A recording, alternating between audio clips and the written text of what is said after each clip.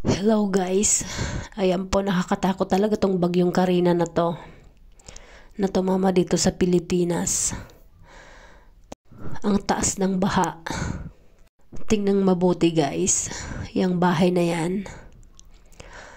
Panoorin mabuti hanggang dulo kung anong mangyayari. Nakakatakot guys, nakakatrauma.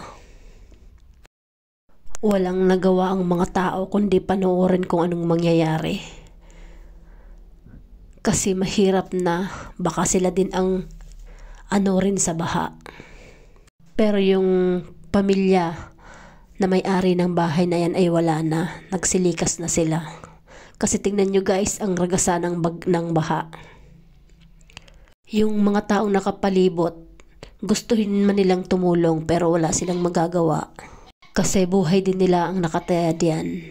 Kaya nakakalungkot para sa pamilya. Sa pamilyang may-ari ng bahay na yan. Sa ating mga local governments dyan, tulungan po natin ang pamilyang ito. Lahat ng mga nasalanta ng bagyong Karina.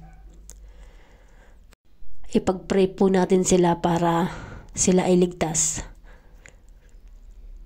Yan guys, tingnan nyo, pabagsak na. Nakakasikip ng dibdib panoorin ang ganitong sitwasyon. Nakakaiyak at nakakapanlumo.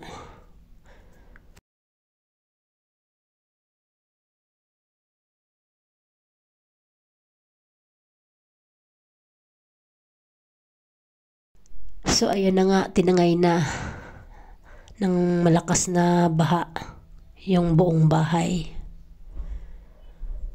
Pero yung pamilyang nandyan na nakatira ay safe naman po sila. Tulungan po natin sila guys.